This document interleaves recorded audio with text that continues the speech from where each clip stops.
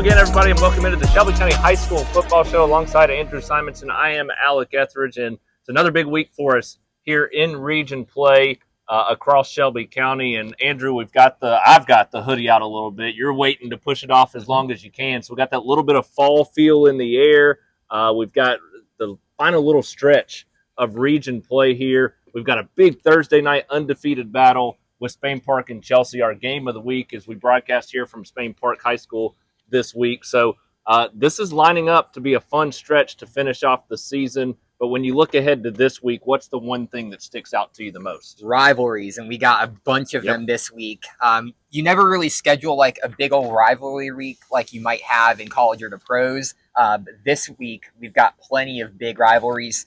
We got 3 county matchups: Spain Park, Chelsea, Helena, Pelham, and Shelby County, Montevallo, 3 of the best rivalries within the entire county. And you have some other matchups like Briarwood and Carroll that are renewing of rivalries that we've maybe lost over the past couple of years. And just top to bottom, we could have some sneaky good games this week, and just a lot of games that might generate some unexpected results. But even if they do tend to lean towards the way that we're expecting, I think that we're going to see a lot out of these teams and what they're going to look like as they get to the playoff stretch. Yeah, we got a lot of teams that are chasing region championships, including Spain Park and Chelsea, a game that could likely determine the region championship. The path a little easier forward for Spain Park than Chelsea. We'll talk a little bit about that here in just a few minutes. But beyond that, Thompson in full control right now in 7A Region 3. Briarwood trying to fight for a playoff spot. Shelby County and Montevallo this week in a big rivalry game. Helena, Pelham in a big rivalry game. Across the board, it may not look like the greatest week on paper when you look at the matchups and the records on both sides of those matchups, but it's still going to be an entertaining week with those rivalry battles. So we got a lot to talk about. We got our SCR Stars of the week at the end of the show, and we got every game in between here and there. So make sure you stay tuned throughout. We're going to jump in. We're going to start right here at Spain Park with our game of the week between the Jags and the Hornets. So that takes us to our game of the week, Andrew, and this is going to be a huge football game on a Thursday night. Fall time of year. This is going to be a lot of fun between these two teams. You got Chelsea sitting at 6-0 for just the 7th time in school history. You got Spain Park also sitting at 6-0 and 3-0 in region play. So this one right now for that top spot in the region, the winner of this one going to be the last undefeated team in this region. So a big opportunity ahead for both of these teams on Thursday night in a big battle. But before we break it down, I want to tell you about Scooter's Coffee.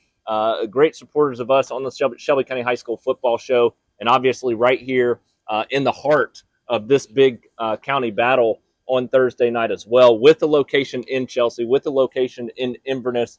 They're supporting both Spain Park and Chelsea, and both of those fan bases have an opportunity to stop by on the way to this big game on Thursday night. After a long day at school, a long day at the office, coming out to enjoy a Thursday night of action, you need to get that pick-me-up before the game. Make sure you pull into the drive-thru service there at Scooter's Coffee, right there in Inverness, next to Home Depot and Chipotle, right before you make that U-turn to get on Valleydale and come to Spain Park here, or down the road in Chelsea next to Buffalo Wild Wings, both conveniently right off of Highway 280. They've got that delicious fall menu out right now. The maple bourbon drinks, they've got the pumpkin spice this, the pumpkin spice that, the chai latte, delicious this time of year as well.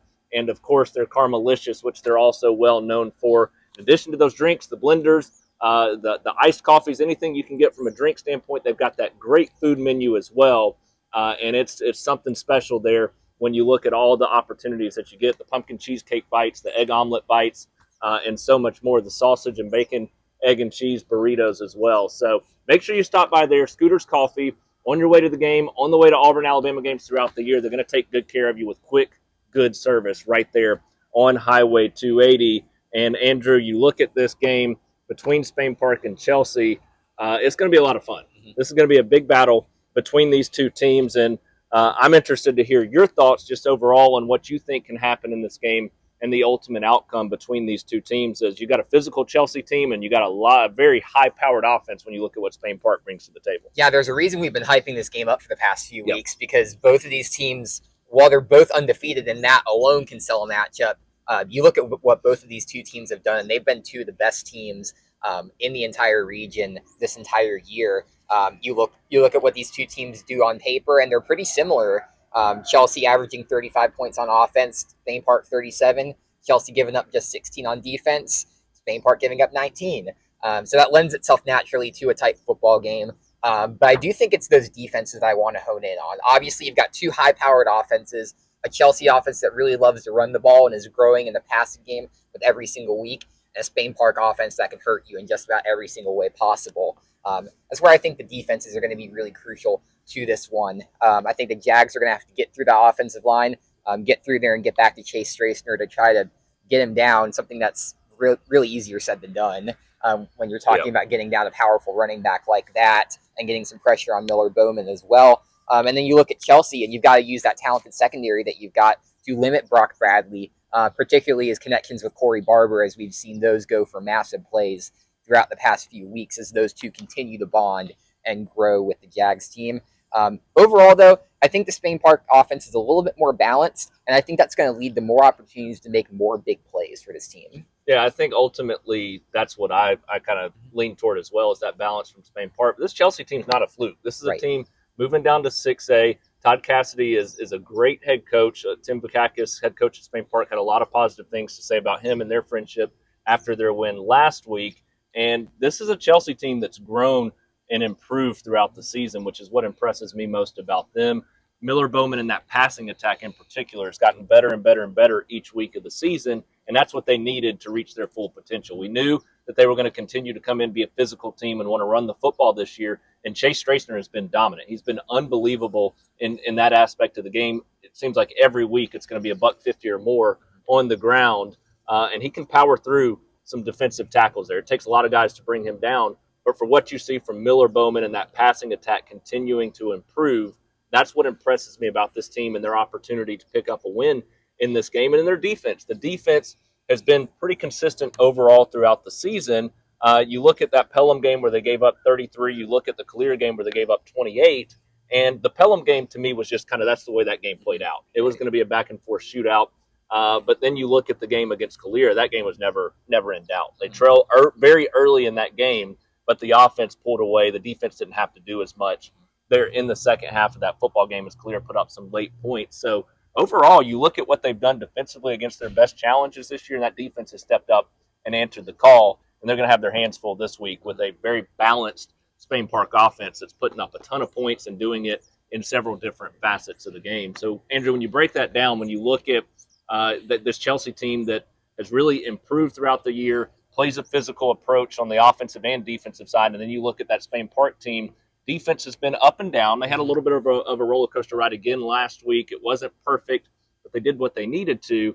Then that offense that's really balanced and can be high-powered, ultimately what makes the difference and who walks away the winner. Definitely. The offense has been very consistent, and while the defense has given up some of those gaps, occasionally played down to a few opponents, I really do believe that this defense succeeds where it's needed, and that's getting stops in the absolute crucial situations. I think that's going to be the situation here. Obviously, I think Chelsea is going to put up a tremendous fight. They're going to have a chance to win it late, and you never know what's going to happen in those close situations late. But I do think that when they need to be called upon, the Spain Park team can step up on both ends of the field and get it done. I keep harkening back to that Hoover game, but it really does seem to be that big test of character for this Jags team, and they really stepped up when they needed to down the stretch. And I think they're going to need to once again this week, as this one could come down to the final minutes in a one-score game. And Chelsea's done that too. They have won those close games. Mm-hmm. They did it against Winona on the final drive there. They put that one away in the final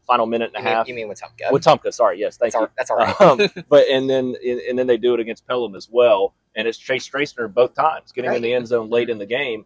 And so when you look at what they're able to do late in games, they're going to wear you down. That's their goal: wear you down throughout, and then punch it in and power through late. But Spain Park's done it against a little bit more difficult of a schedule, and they've shown they can win against the likes of some of the best teams in 6A and 7A by making those big plays defensively late, but also if they need a big play from Brock Bradley throwing the football, they can get those big plays late too. And I think that ultimately makes the difference. The tests that they've had to this point in the year and the balance that they've got offensively. You got Brock Bradley with all those weapons, in particular Corey Barber, who's really rising the ranks as one of the best receivers in the state this year. And then Dakari Shanks, CJ Calley, Ryan Brazil at tight end as well. It's just such a balanced offense, and they're going to be able to use that to their advantage here as this game goes along. Ultimately, Chelsea's goal, though, physical approach, Chase Strasner, big pass play at some point, Chase Strasner again, take time off the clock and make this a low-scoring game. And I think that's what you're going to get. But that balance late in the game, in the second half, I think gives Spain Park the upper hand in this football game. It's going to be a lot of fun, though. I think it's going to be an incredible football game. I know you feel the same way, and you're going to be out here covering it. So you're going to have a blast with that. For both fan bases, I think they're going to have a blast as well. One you don't want to miss, so make sure you're out here on Thursday night for the game of the week, likely for the region championship.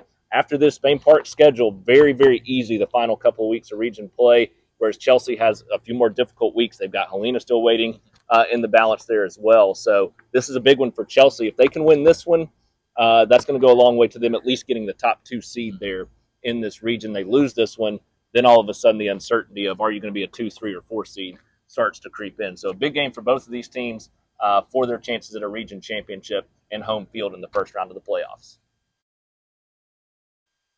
Now we jump into Class 7A, and in particular Class 7A Region 3. We've got the Thompson Warriors and the Oak Mountain Eagles, our next 2 games that we're going to talk about. We're going to start here with Thompson as they hit the road to take on Hillcrest, and coming off another game, Andrew, last week that was very similar to what we've seen from them most of the season. That defense stepped up and made big-time plays when they needed to pick up a win in a tight 15-10 game over Hewitt-Trussville. Now they hit the road to take on Hillcrest-Tuscaloosa, who has struggled against good defenses and their best teams throughout the season. Before we talk about it, I want to tell you about our friends at 3D Air Services. Like I said, I got the hoodie on today. Got that little hint of chill in the air this morning on a Tuesday morning, about 59 degrees. And so we're hitting that fall time weather soon. You're going to want to get that heater tuned up, get your HVAC system looked at, and 3D Air Services is the group to call. They're going to take good care of you. They've proudly called Shelby County home since 2005, and they're more than just your trusted HVAC company. They're your neighbors, friends, and supporters because they are right here located in Shelby County. They're proud supporters of us. They're proud supporters of the Thompson Warriors, and they believe in the power of teamwork, dedication, and community spirit, which they take with them to every job that they do. 3D Air Services, your trusted neighbor, keeping Shelby County comfortable one home at a time. Give Jay Carr and his certified crew a call at 205-664-3501, 205-664-3501, and visit them at 3dairservices.com. But, Andrew, that takes us to this big game. Thompson, it's been up and down. It's been a roller coaster ride, specifically on the offensive side. Defense, though, playing well, and this is a Hillcrest team that has really struggled to score against the best opponents so far this season, scoring 27.4 points per game overall, but against the elite of this region in particular. They've played the next 3 big names in this region. They're scoring 13 points per game and giving up 43.7 points per game against those top teams. So when you look at that, you got to think Thompson's defense not going to give up a whole lot. Good chance for them to pick up a win. Exactly, and that's really what I kind of honed in on as well, is definitely this Thompson defense is the strength of this team. We see it week in and week out, especially against those top teams where they need results. Sometimes it's gone their way, sometimes it hasn't at the end of the day, but they always have a chance at the end, and I think that that's what's key here and what's going to keep them competing down the stretch. But you look at what this Thompson team has done against teams like Oak Mountain and Tuscaloosa County, some of the bottom half of that region. They've come out and absolutely dominated on both ends of the field. That defense has really set the tone, kept it a very low-scoring game on the other end of the field, and then the offense just absolutely capitalizes early and gets the job done pretty quickly. I think that's going to be the case here once again, because like you said, Hillcrest, they've given up 35 to Hoover, 47 to Hewitt, and then 49 to Vestavia Hills. It really doesn't bode well for this team going up against a high-powered offense. Still a first year in Class 7A for Hillcrest-Tuscaloosa. Maybe they'll get there eventually. But right now, I think this is a really good chance for this Thompson offense to get a bounce-back game. Looking for a big day from Trent Seaborn. Great day on the ground, both from Mike Dujon and R.J. Evans. I think this is where they capitalize on those defensive opportunities and win going away. Well, it's funny because Trent Seaborn's still putting up pretty good numbers each week. They're just not scoring a lot of points, and it's because they can't capitalize once they get into the red zone or there's a turnover, and they just don't have those explosive plays where they're scoring. In the past, we've seen them scoring in 2-3 plays when they've got those talented wideouts that can get past the defenders. And we're just not seeing that, but we're still seeing consistent drives at times. They're just not finishing them off, which is going to be key down the stretch, especially as you go into that Hoover game against a good defense for likely the region championship there here in a couple of weeks. But I had to mention this because this was the definition of Thompson's season so far, and we texted about it last week during the game. But last week in that game against Hewitt-Trussville, they get a fumble recovery at the 2-yard line, set up in prime position to score a touchdown there early in that game. They get stuffed. They turn it over on downs at the 2-yard line.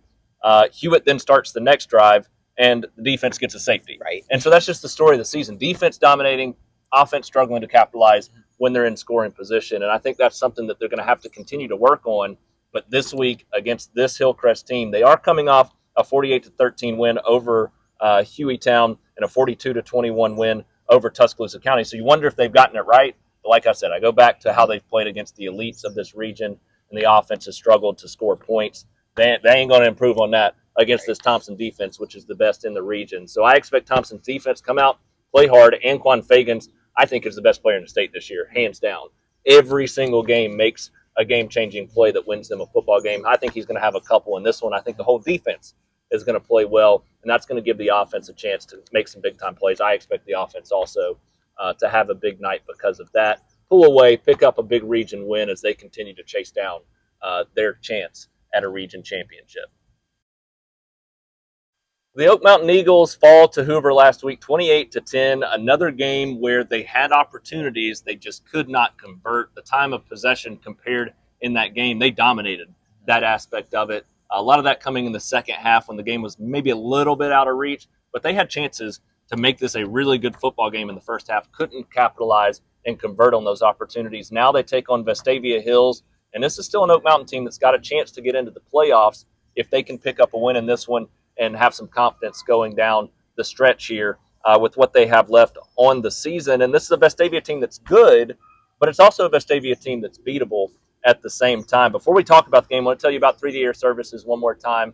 This is a company that's right here in Shelby County. They're obviously supporting a lot of our local teams, supporting us on the football show. And as we get into these cooler months, you're going to want to give them a call. Jay Carr and his certified crew are going to take care of you there at 3D Air Services to get that heater tuned up. Then when we transition back into the spring and summer months, that air conditioner as well. So for all your HVAC needs, make sure you visit them. Give them a call, 205-664-3501, 205-664-3501, 3dairservices.com. Like I said, community-focused company right here in Shelby County. They're your neighbors, they're your friends, and they're your supporters of your local athletes and schools and teams. So make sure you support them in return for all they are doing for all of us here across Shelby County. Andrew, the Oak Mountain Eagles, now 3-3 overall, 1-3 in region play. They get a Vestavia team that's coming off a 49-14 win over Prattville. A lot of confidence building from that. We know Oak Mountain lost to Prattville, but to me, this is a game that Oak Mountain's going to be up for it. This is one they're going to be really prepared for. The defense is playing some pretty good football right now overall, coming off of that performance against Hoover. Played well there. Can they do enough in this game to be able to pick up a win against the Rebels? I think they'll definitely make it close. I think this could be a sneaky close game, even though what we see on paper maybe leans it towards Vestavia. You look at this Rebels team, it's 2-4 on the season, which initially on the surface looks a little bit bad, but you got to keep in mind, those 4 losses were to 4 of the top 5 teams in last week's rankings. Carver Montgomery, Auburn, Thompson, Hewitt-Trussville. This team plays an absolutely gauntlet of a schedule. And they got Clay Chalkville as their last non-region game, so they're Robert Evans is not taking it light over there for Vestavia Hills. So this team is battle-tested is the bottom line. And I think that showed in last week's game against Prattville. When they really get the opportunities, they can explode on offense and then really get a little bit of a stingy defense against the Prattville offense that, frankly, has been pretty good against some of these teams like Oak Mountain. They were able to hold them to just a couple scores. So Oak Mountain will definitely want to make sure that it gets up on offense, and I think they will. I think this team will be incredibly motivated, see some of the progress of what they did against Hoover last week, and believe that they can compete against some of these teams that are around them as they continue to fight for positioning within the region. I think both of these offenses will have great days. I could see a potential firefight happening in this one. But at the end of the day, Oak Mountain's defense is still kind of progressing. I think we've yet to see the best of them. And they're definitely going to face a big challenge here in this Vestavia team. Based off of what I've seen from the Rebels defense this year, I like them to be able to get more stops in this one, and I think that tips it to their favor. Yeah, I mean, you look at the numbers, Oak Mountain scoring 28.3, Vestavia scoring 27.5, about a point per game difference in Oak Mountain's favor. Oak Mountain giving up 31.3, Vestavia giving up 30 point per game difference in favor of Vestavia. So that pretty much means you're an even squad when you look at those numbers. Vestavia has played a much more challenging schedule to this point. I say that Oak Mountain's gotten Thompson, they've played Hoover, they've played good teams, but Vestavia, the way they started the season against those top opponents, I think is a difference maker in this game. Being battle tested coming into a game like this can ultimately make the difference. And when you're Oak Mountain and you got a quarterback like Will Odell who's making big time plays, still big numbers last week, running the football and throwing the football overall, they just couldn't convert and punch it into the end zone when they needed to. I mean, that defense forced punts, they forced turnovers, and the offense just couldn't capitalize. In a game like this where you've got a chance to win it going in, it's one where you've got to capitalize, and you got to capitalize early. You don't want to be fighting from behind in this type of football game. So if Oak Mountain comes out, plays physical, and has a good approach early, can capitalize on a couple of drives in the first half and score 14 points. I think that's what they need in the first half this week. 14 points on the scoreboard in the first half. You're going to be in it at the halftime break, and then it's just about the adjustments in the second half. So we'll see week to week if the Eagles can make those adjustments. I think they've got a really good chance to pick up a win here, pull off a pretty big win. You look at what they've got ahead: Vestavia this week, Hewitt the week after, Hillcrest the week after that. 2 of their final 3 games on their home football field. You win 2 of the 3, but most likely need all 3. But I think if they win 2 of the 3, they're going to have a really good chance, probably be in the playoffs. And so it's a good opportunity for them here this week. Got to win this one against Vestavia. And so they need to bring their best effort. Ultimately, I do think Vestavia, though, with that battle-tested nature, going to be able to pull away for the win there in the second half.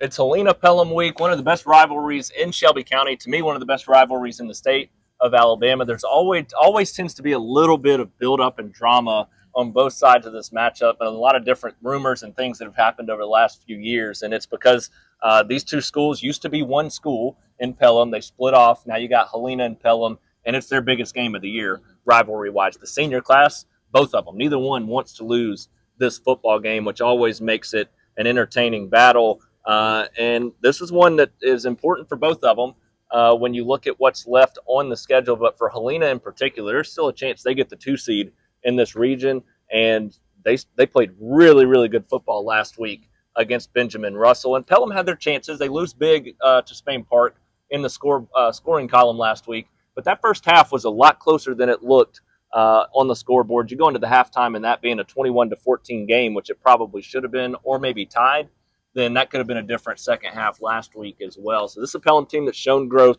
throughout the season. So you get a lot of entertainment when you go into this rivalry battle. Before we touch on, I want to tell you about our friends at Consign Design right there at 72 Fulton Springs Road in Alabaster, supporting the Helena Huskies this year and their march toward the playoffs. Consign Design is going to take care of all your consignment needs, whether you're looking to get into the consignment industry or whether you're looking to find any of your fall items, any of your clothes, your supplies, whatever you need, they're going to take care of you there. Men, women, children, they've got the clothes, they've got jewelry, all kinds of other items as well. So make sure you visit them right there at 72 Fulton Springs Road. They've been voted Shelby Living's best consignment store 8 times now, and they're conveniently located right there in Alabaster. Make sure to give them a visit. See why Wendy Davis is such an incredible person with what she does there at Consign Design. 205-664-7540 if you got any questions, 205-664-7540, or you can visit them on their website at consigned.design as they support the Helena Huskies this year. Andrew, big rivalry game.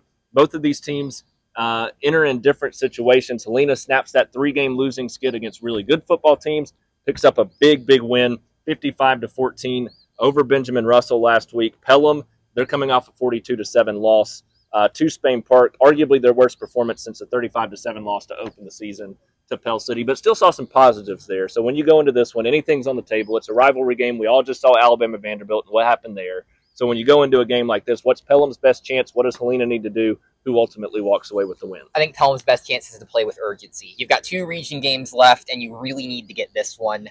So you've got to come out here and attack it.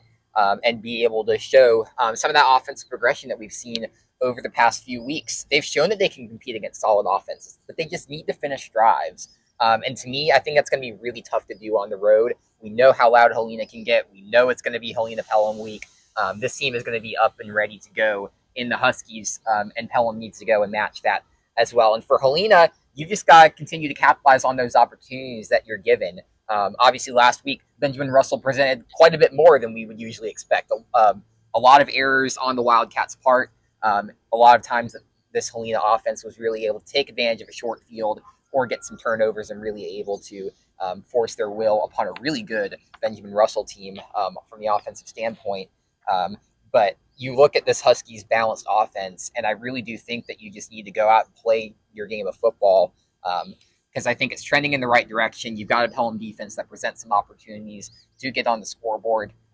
See Nate Ferguson obviously develop as a good passer, and then Jeremy Spratling just continues to tout the rock on the ground. That's not to say this Helena defense is not going to be needed, because they definitely will need to stop a pretty solid Pelham offense that's getting better as the season goes along. But I think that if Helena just doesn't let the emotions of this game get to them too much, goes out, plays their style of football, I think they're going to walk away with the win here. Yep, I agree. I think Helena walks away with the win. Like I said, Helena's schedule the rest of the way. Get Pelham this week, then Chelsea. If Chelsea wins this week, Spain Park drops one more, Helena beats Chelsea, well, then Helena's in the driver's seat to win a region championship as they close out with Calera in the final week of region play. So there's still a ton to play for this Helena team. The top two seeds in this region very much up for grabs, with Chelsea still on the schedule, obviously having already lost to Spain Park. So they're going to come out hungry, determined, and motivated there in this football game on their home field.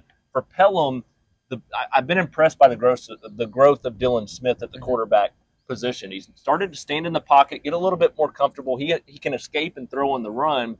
There's just a lot of inconsistency there, because you'll see him make a big play, and then they can't get an open guy for 5, 6, 7 plays in a row. You'll see Caleb Porter make a big play, and then they don't go back to the run game for several plays in a row. And it just kind of, they got to find that consistency and that balance from an offensive approach to win a game like this. And on the other side of that, Helena has that. We've seen them show that throughout the season against really good football teams. And to me, that's what makes the difference at the end of the night is that balanced approach that they're playing with right now at this point. So I do think Pelham's got their opportunities. They've grown a ton since the start of the season with a lot of young sophomores on this football team.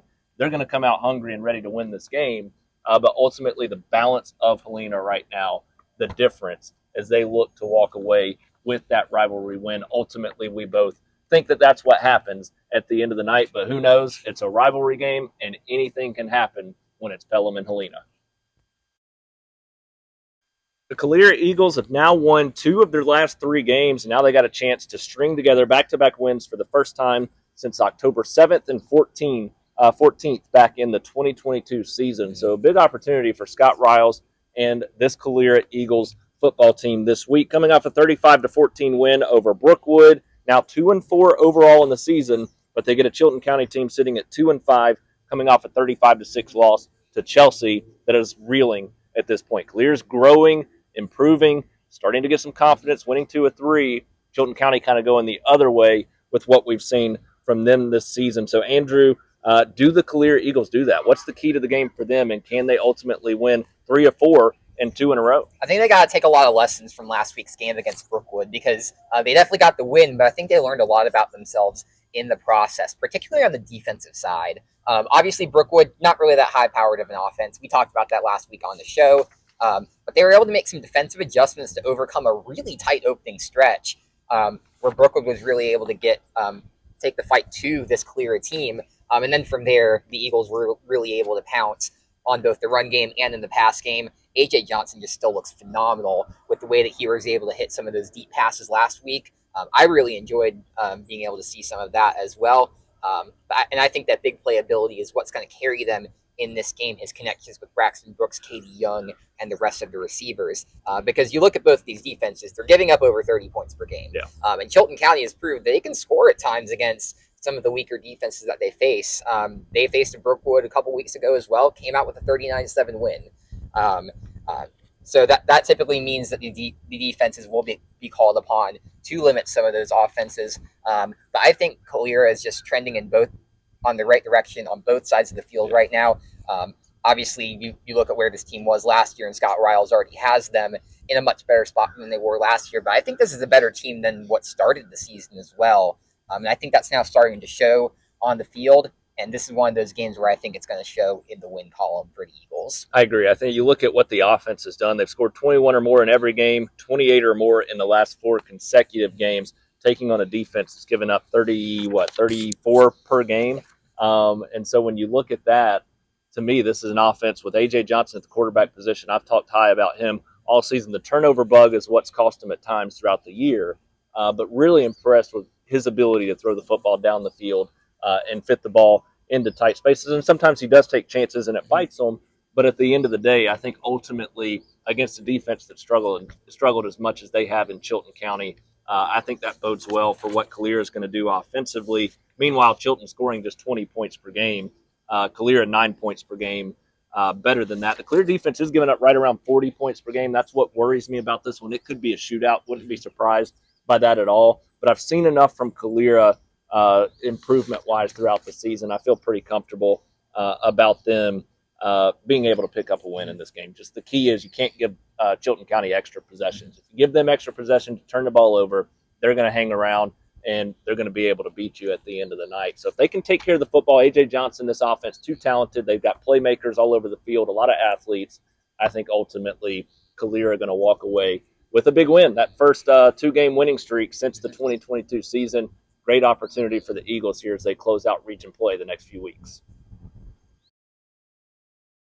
I don't think there's a team that's hotter, in my opinion, right now than the Briarwood Lions and what they've been able to do the last couple of weeks, taking down 2 top 5 or top 10 teams in a row there in the 5A classification and playing their best football at the right time of the season. 2 weeks ago, it's number 4 Leeds, 31-14. This past week, 31 points again. Defense gets even better against another top 10 team in a region foe this time in Corner as they win 31-6. Now a John Carroll team that's struggling so far this season. But before we break this game down, I want to tell you about 3D Air Services again. Proud supporters of the Briarwood Lions, several other teams here on the Shelby County High School football show. We've talked about them several times, and that's because they're supporting a lot of us. They're supporting a lot of our schools. They're supporting us. They're making the show possible, which shows their community buy-in and their community spirit, and that's what they're all about there at 3D Air Services. They're your neighbors. They're your friends. They support you. They support these schools. Make sure you support them in return. 3D Air Services. You can visit them, 3dairservices.com. Give them a call at 205-664-3501, 205-664-3501. Jot that number down. As we hit these cooler months, if you got any issues with your heater, if you want to get it checked out and tuned up before we get into the winter months, make sure to give them a call at 3D Air Services, 205-664-3501. And Andrew, I talked about it. There's no hotter team right now. They are on a heater in Briarwood, and this week they get John Carroll, a team that has struggled so far this season, particularly to score points. Scoring just 15.7 points per game, and Briarwood's defense has been unbelievable the last few weeks of the season. So I'm going to let you break this down. I'm going to run over the playoff picture and opportunity for them. After an 0-5 start, I'll come back to the playoff opportunity for them ahead, but I want to hear your thoughts on the game. Obviously, it was a good opportunity to take down John Carroll. Yeah, absolutely. And the bottom line going into last week's game was just to prove that Leeds game was no fluke. And They did that to a T, scoring the exact same amount of points they scored against Leeds, against Corner, holding the Jackets to just 7 points and securing 2 straight top 10 wins, which is, quite frankly, a huge statement for this team, especially when you consider where they were to start this year. As you'll probably say, it's going to be a bit of a challenge still to get into the playoffs, but they got a very favorable schedule coming up, and it starts with this John Carroll team that's scoring just 15.7 points a game on offense, and it's only wins in the season against Hayden and Montevallo, 2 teams that have really struggled, especially from an offensive standpoint over the course of this season. So the key here, it's kind of like last week. You do not want to regress to your early season performance. I like their opportunity to keep rolling here, especially against the John Carroll defense that just gave up 30 to Winona last week, a team that Briarwood was able to keep a little bit close with. I think the defense keeps John Carroll out of the end zone, and that gives a lot of opportunities for Luke Reynolds to keep wearing this John Carroll defense down and then make a pretty solid statement once again. Keep this Briarwood team rolling with a 3-game win streak. Yeah, Luke Reynolds has been the difference maker. It's a what if they had him healthy those first 5 games of the season, and instead he gets hurt early in that opener and isn't able to come back until 2 weeks ago against Leeds, and he's made a difference. He's gone over 150 both games. I think 7 total touchdowns now between that span as well.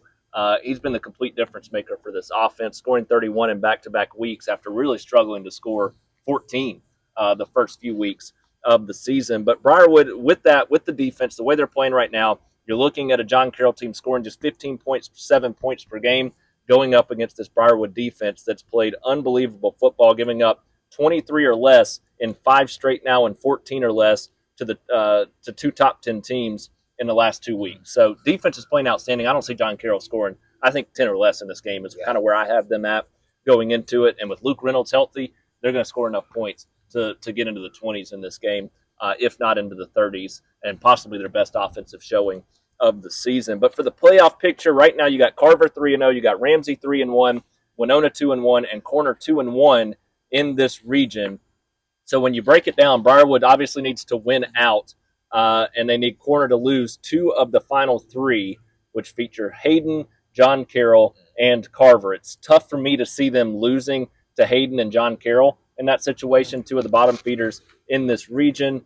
You look at the rest of it, Ramsey, they've only got 2 region games left. The worst they can do is finish with 3 losses. They would have a tiebreaker over Briarwood even if that happened, so they would get in. The only other hope is for Winona to lose to Carver, Hayden, and Ramsey. Likely going to lose 2 of those games against Carver and Ramsey, but Hayden, I don't see them losing in that situation. So basically for Briarwood, you're going to need Hayden to upset Corner or Winona here down the stretch of the season. But if this Briarwood team it's going to suck if they can't get in, because if they do get in, this is a Briarwood team that could go on a really special run the rest of the way. I think if they get into the playoffs, it's going to be a very dangerous team that people in 5A don't want to face with how this defense is playing and what Luke Reynolds brings to the table from a physicality standpoint. If you're Briarwood, though, all you can do is keep winning. They're going to do that this week in a big way against John Carroll. That takes us into another big rivalry matchup. The Shelby County Wildcats going to host the Montevallo Bulldogs. Always a lot of fun when these 2 teams get together. And Shelby County coming off back-to-back losses now, but after falling to Demopolis last week, the region frontrunner all year long, Demopolis likely going to win the region championship at this point. Shelby County still controls their own destiny to the 2 seed and home field advantage in the first round of the playoffs. They now get a Montevallo team that has 5 straight losses after winning in that opener. And simply boils down to me in this game, Andrew, defensive Shelby County against a struggling Montevallo offense. Absolutely. They're going to have to come out here and play a really strong game and really shut down the Montevallo team that hasn't really been able to get much momentum going. But this rivalry has always been interesting, that's for sure. Outside of that 2021 showdown where Joseph Anderson kind of ran wild, every single game since the resumption of that rivalry in 2018 has been decided by 2 scores or less. I've had the privilege of attending the last 4 of these games, and this rivalry always finds a way to deliver. That'll be a little bit more difficult this year, that's for sure, with Shelby County trending in the right direction overall on offense. I say that obviously with those 2 losses, but you definitely want to learn some lessons from those. And I think that those losses will ultimately be good for them in the end, because you saw them really give up some turnovers and really fall behind in that St. Clair County game. And then against Demopolis, you have the first team to really stop the run against this Wildcats team, and that really sent them into a little bit of a tailspin, to where the passing game did have a little bit of a solid game when they had to, but Anthony Palmieri needs to have a really good game, and he wasn't able to have that last week against Demopolis. I think he really comes out and attacks this Montevallo defense, a defense that is solid. It's kept them in games a lot. We even saw that last week against Selma, but for these past 2 weeks against John Carroll and against Selma, that strong first half has not contributed to a strong defensive second half, and then they just continue to fall behind from there. So I do think it could be close. I do think that if Montevallo is able to come out and get up for this one, it is a rivalry game. I think they're going to be able to really keep this one close for a while. But I think what Shelby County does really well is they continue to wear on you and then set you up for the big play. I think that's exactly what's going to happen here. And if they're able to grind down that Montevallo defense, it could be a long night if Montevallo does not have an offensive spark. That Shelby County offensive line has been so drastically improved this year, and I think that's a big storyline going into this game. because they do want to wear you down with that offensive line and that physical approach running the football. And I ultimately think that's what they do. But at the end of the day, this is Shelby. Both teams are playing good defensive football this year. Montevallo's defense has done enough to give them a chance to win football games. The offense that hasn't done enough to this point. They've scored 7 points in 3 straight, and 4 of the last 5. They've scored 14 or less in all but that opening win to start the season. Going up against the Shelby County defense, giving up 18.3 points per game, and has played pretty good even the last 2 weeks against St. Clair County and Demopolis. They've played decent enough football against 2 very good football teams. I think the defense is going to be too much in this one. I don't see Montevallo scoring enough points at 12.6 points per game, whereas Shelby County is scoring about 30 points per game. Ultimately, I do think the defense of Montevallo can keep it close for a little while, but they're just not going to be able to score enough points to overcome what Shelby County has been able to do and the offensive improvements that they've had for the Wildcats there this year throughout the season. So I think Shelby County going to pick up a big region win. Good chance for them to get right heading down the stretch as they look to claim that 2 seed there in this region. The Vincent Yellow Jackets fall in a top 10 battle with Tuscaloosa Academy last week. Likely going to be the region champion there in Tuscaloosa Academy. A 35-21 game. That game looked like it was going to get away from Vincent for a while, especially with that first half and how they started. But give them credit. They fought. They clawed back. They made it a 35-21 final, and they're still in control to that path to the 2 seed to get home field advantage in the opening round of the playoffs. They get a good chance, Andrew, at a bounce back this week as they travel to take on Aliceville. Yeah, and despite the lopsided scoreline, I was very impressed by what I saw in person from Vincent last week. Obviously, my first time getting to see them in person this year and against the best team that they're going to face all season in Tuscaloosa Academy. That team is legit. They know how to score the ball. They know how to make big plays and bring some pressure on defense. And that's what got to Vincent in the first half. And credit to them. I've seen a lot of teams just roll over and take a loss after that. And this team came back, outscored Tuscaloosa Academy 21-7 in the second half, and really showed a lot of really good positives. This team is a really solid, diverse run game with 3 really good running options for them.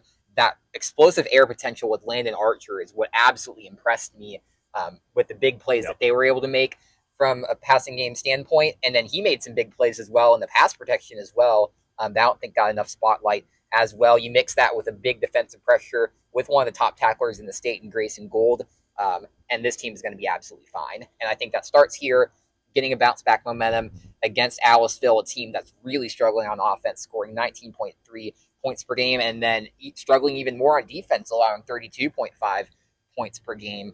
So I think this is going to be another game where this team continues to maintain its focus.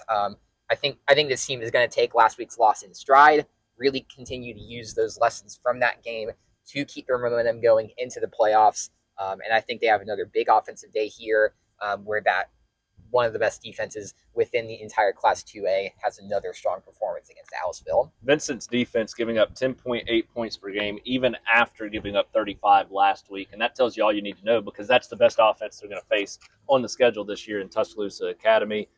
Now that defense gets to go up against an Aliceville team that scored 21 or less in all but 1 game this year and 14 or less in 4 of the last 5. That's all you need to say. Vincent's defense is going to do more than enough to win this football game. I think they pull away. I think they win this one comfortably on the road, get back on the winning track as they close out region play the next couple weeks. I think right now I feel pretty good about them getting the 2 seed, so we'll see if they can close that out over the next few weeks. It starts right here this week on the road against Aliceville. That takes us to the AISA and the ACSC, and we've got 3 total games taking place right now on the schedule this week. You got Cornerstone at Lakeside. You got Coosa Valley hosting Macon East on Thursday night. If that game continues to be played, we know Coosa Valley forfeited last week, so we'll see what happens there as this week goes along. If Coosa Valley's healthy and ready to take on Macon East this week, and then you got Evangel, Andrew, hosting Southern Christian on a busy slate this week. Evangel actually going to Southern Christian this week, and this will be one of their biggest tests of the season. Obviously, last week, a shutout loss to Chambers. No shame in that. They're one of the best teams in the 11-man classification up there in the AISA. They're going to do that to a lot of really good teams. But it's 8-man football the rest of the way. It's their bread and butter. And I think this team is going to be really coming out and motivated to play their best brand of football against 2 teams that, frankly, they'll need to. This is a Southern Christian team that's 4-1, and then you've got another really solid team in East Central next week. and a Southern offense in particular that's yet to score less than 40 points the entire season. I think Evangel takes that and last week's result as a challenge, rises to that level, and then responds to get a solid win over Southern Christian on the road. I like them in a good win on the road. And then obviously Cornerstone. You got back-to-back bye weeks now thanks to that Coosa Valley forfeit. Some of these teams could get a little rusty off this. I think Cornerstone is too disciplined to let that happen. And I think they're going to come out and show their strength against a Lakeside team that while they've won 3 of their last 4, it hasn't really been against great competition. You look in common with that Springwood game, and that didn't really show a lot of good things in terms of comparing these two teams. The one thing that Cornerstone has done well to this point in the season, obviously with a 6-0 record, is they've taken care of business against winnable opponents. I think that continues, especially as they gear up for a big showdown with Macon East in a few weeks. I like Cornerstone big in that one.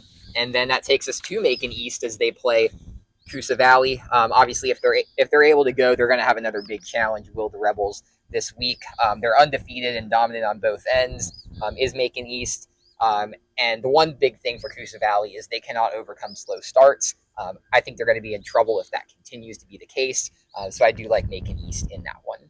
Yeah, you look at Evangel's game, that's a Southern team, like you said. I think they're going to be ready for the challenge. This is an Evangel team that's playing their best defense against 8-man competition, or the best offense against 8-man competition. I think the offense is going to come back from the 39-0 shutout last week. I think they bounce back in a big way offensively this week, and the defense still playing consistent football as well. I expect Evangel, they're the Kings until somebody knocks them off. I expect them to pick up a win there. Cornerstone at Lakeside 3-2, 3 wins in the last 4 games, but last loss for Lakeside came 46-28 to Springwood. Cornerstone beat Springwood 60-12. So expect Cornerstone to roll in that one against the Lakeside. And then Coosa Valley, like you said, 5-0 Macon East team, scoring 52.4, giving up 11.2. Macon East, the better football team there. Expect them to be able to walk away with the win there on a Thursday night against Coosa Valley. That takes us to our SCR Stars of the Week segment. And as always, this segment brought to you by the biggest star in Shelby County right there at Bertoloni's off of Interstate 65 in Calera. Best Italian restaurant here in Shelby County. And you want to pay them a visit. You get this cooler weather. Nothing is better than a good home-style Italian meal that's going to warm you right up heading into these colder months. So make sure you give them a visit right there at 209 Supercenter Drive in Calera, not too far from Walmart, right off of I-65. Very conveniently located there for most of you here in Shelby County. They've got those great traditional Italian dishes. You look at lasagna, spaghetti, chicken parmesan, all of that and much, much more right there on the menu. And it is mouth-watering and to die for. Go check it out. Go see some of the pictures. Check out their menu, their new website, bertolonis.com. See why they've got 4.5 out of 5 stars with more than 2,000 reviews. People love this place from all across Shelby County. They've been voted Shelby Living's best pizza, best date night restaurant, best upscale restaurant, all right here in 2024. So give them a visit. See why Sonia Bertoloni and her staff do such an incredible job by paying a visit to Bertoloni's right there in Calera. And you can't forget about the cake. The cake slice, the strawberry cake, what they're known for. They've got seasonal options. They've got a ton of unique flavors, and you can get them by the slice while you're there visiting. You can get a whole cake for a birthday or a special occasion. So make sure you check that out as well. Bertoloni's right there in Calera, 205-664-8780, 205-664-8780, bertolonis.com. They got those great family meals too. Busy time of year, looking for dinner for a couple of nights for your entire family, call it in, visit them on their website, place it to go order, pick up those big family meals at Bertoloni's as well. But that takes us to our SCR Stars of the Week. We've got 12 total, 6 each that we're going to talk about. Andrew, we're going to start with you and go through your 6 and see some pretty impressive numbers here that took place last week. Yeah, I'm going to start with a couple of Calera players that I got to watch back on film this week and just absolutely star-making performances for them against Brookwood. They've been solid all season long, but they continue to do so this week. Obviously, A.J. Johnson, one of those stars. He continues to be one of the top passing yards leaders within the state, and he posted 285 yards off of 16 for 31 passing, 3 touchdowns passing, and you complement that with 45 rushing yards as they had a really diverse run game between 3 backs. for the Eagles the past week. And I think he just continues to look really strong within the big play. He knows how to get the ball downfield with ease. And if they continue to do that against solid defenses, that's really going to carry them a long way. And one of those guys was Braxton Brooks. He only had 3 catches on the day, but 2 of those were for touchdowns, and it was for 125 yards as a whole. So you can't really have much better of a night from a consistency standpoint and an explosiveness standpoint. So big shout out to him for making the most of those opportunities that A.J. Johnson was giving him. And then Nate Ferguson for Helena, another quarterback that we want to point out. On our Stars of the Week, 7 for 13 passing for 101 yards and 2 touchdowns passing. But he also is developing a pretty solid run game as well. 7 carries for 57 yards and a rushing touchdown as well. I'll be really excited to see how this Helena offense comes out and attacks Pelham with that balanced offense that they've really been presenting over the past few weeks. But it's also that Helena defense I'm excited for too. And what they were able to do last week against Benjamin Russell really helped them run away within that one. 3 fumble recoveries, including a scoop and score and an interception. So the entire Helena defense gets a star this week. Yep. So big shout out to the Huskies for that one. And then Will Odell, we keep mentioning him on the SCR Stars of the Week segment, but he just continues to put up star-making performances. So we're going to have to keep mentioning him, especially when he puts up 153 rushing yards and 130 passing yards against a pretty solid Hoover team. One of his best performances. Very good defense. Exactly. I mentioned it last week. They know how to get stops when necessary. And I think that he was able to do a pretty solid job against one of those best defenses within Class 7A. So big shout out to him. And then Landon Archer, a guy I got to see last week, made incredible plays on both ends of the field, prevented some pretty big pass plays from Tuscaloosa Academy. But I want to highlight his offensive performance particularly. 184 yards receiving and a touchdown. He made some incredible plays, whether it was down deep or just some absolutely miraculous catches that he was able to make late in downs, 3rd down, 4th down. He was the one who was coming up with the big plays. If he's able to continue to be there for this Vincent team, they're going to be in a really solid spot to extend drives, get down the field, and even score some points as the season goes on. Yeah, I mean, that's just incredible to see what he did last week against a really good football team. Mm-hmm. All those guys that you just mentioned, some impressive numbers against really good football teams so far this season. The first one I want to point out is Anquan Fagans, my first SCR Star of the Week out there at Thompson. He's the Travis Hunter of Shelby County. Right. I'll just say that. Yeah. 94 yards receiving and a touchdown on offense. Finished the game with 2 interceptions, including the big one, Hewitt's final drive, down 15-10, looking to go on a game-winning drive. He picks up another interception. I think he should be a 5-star recruit right now. I've been blown away every single week. He's got a turnover, and he's making game-changing plays. I mean, single-handedly winning games for them with the plays that he's making at certain times throughout, and especially in the clutch. So he continued that last week in that win over Hewitt-Trussville. Luke Reynolds, another guy, 2 weeks in a row that he's just been unbelievable for this Briarwood offense. 11 carries, 177 yards, and 3 touchdowns. You look at what he's done the last couple of weeks, 7 touchdowns, 345 yards in his first 2 games back from injury. It's been unreal. If he continues to play that way, they're not going to lose the rest of the season. And if they can sneak into the playoffs, watch out for what Briarwood's going to do with Luke Reynolds healthy. Another guy that's run a similar style of offense, and that's Chase Strasner and his physical approach. 163 rushing yards, 2 touchdowns, an additional receiving touchdown last week in that big win on the road as well. So Chase Strasner playing some great football consistently week in, week out throughout the season. Spain Park's going to have their hands full with him this weekend, in particular because they've become a more balanced offense now with what Miller Bowman's done offensively, and he gets an SCR Star of the Week at the quarterback position for Chelsea as well. 18 of 24, 200 yards, 3 touchdowns, passing the football. An impressive game for Miller Bowman there at the quarterback position as he's starting to make good reads, he's starting to make good throws, and that makes this offense extremely dangerous going into your best game or biggest game of the season. And you're going to be taking on 2 more of our SCR Stars of the Week. It starts with Brock Bradley, 290 yards, 3 touchdowns, 20 of 25 passing, and it just seemed like a casual day at the office for him. It just seems so easy for him out there on the football field, and it's because he knows where to go. He's so good at making those reads. He's a smart player, and the offense and head coach Tim Bakakis, they depend on him to be able to make those reads. When something's not there, he's going to check it down and do what he needs to, but he can also make that big play down the field. It's been impressive to watch that. And he's got a weapon and CJ Calley back there, who's our final SCR Star of the week. 86 rushing yards, 21 more receiving yards, 107 total, with 2 touchdowns there in that game against Pelham. And he's splitting time with Dakari Shanks, who's also a very good running back as well. So he's not playing the entire game, and really is probably more 50-50 right now between those two guys.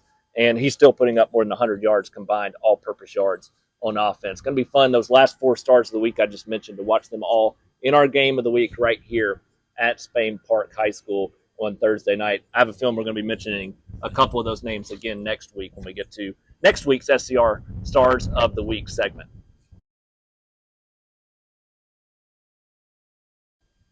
That brings us to the end of this week's Shelby County High School football show. Another exciting week of football ahead right here in Shelby County. We've got some big games taking place this week. You look at Spain Park Chelsea, obviously our game of the week. Thompson, a chance to continue to head toward a region championship. Briarwood looking to chase down a possible playoff spot. Same for Oak Mountain. Shelby County and Montevallo in a rivalry. Helena Pelham in a rivalry. So much fun across the board this week when you look at what we've got on paper. What sticks out to you, Andrew? What's the big, bold prediction for you at the end of the week? My bold prediction is a little bit of a parlay this week. I'm going for 2 combined games this week. I think the 2 big rivalries this week in Helena Pelham and Shelby County Montevallo will each be decided by 10 points or less. Okay. I think both of these 2... I hope so. It'd be fun games. Absolutely. Yeah. I think when you look at what both these offenses are doing in Helena and Pelham, it lends itself to a pretty solid game. But they will have to overcome a pretty solid Helena defense that we just mentioned on the SCR Stars of the Week. And then you flip over to the defensive side. I think that's what's going to dictate the Shelby County Montevallo game. Keep it a little bit closer, at least to begin with, than what we expect. But I think that this Montevallo team will come out motivated to play one of its best games of the season. I do think Shelby County will ultimately wind up getting the win, but they may have to work for it a little bit more than they want to. Yeah, I go to Oak Mountain for the second week in a row. Last week I picked the bold prediction to be them taking down Vestavia or to take down Hoover, and they had their chances. They had their opportunities, and I know they're gutted after that because they saw that. They saw a good performance where they just couldn't capitalize. This week with a week of tape, extra preparation, I think they're going to come out. They're going to keep this game really tight against a Vestavia team that's battle-tested, but this Oak Mountain team has played some good football teams, and the offense with Will Odell is going to give you a chance every week. It's just a matter of converting and capitalizing. If they can capitalize those drives, like I said, get at least 14 points in the first half, going to have a chance to pull off that upset win and keep their playoff hopes alive as well with some big games down the stretch against Hewitt-Trussville and Hillcrest-Tuscaloosa. But that's going to do it for this week's Shelby County High School football show. I go back to it. I'm wearing the hoodie today. We got a little breeze up here. It feels great. It feels like fall. It finally feels like football weather. No telling how that's going to change throughout the week because this is Alabama. It may be 98 degrees here on Thursday and Friday night, but it's a big week. It's going to be a lot of fun. We can't wait to see how it unfolds between Spain Park and Chelsea on this field behind us.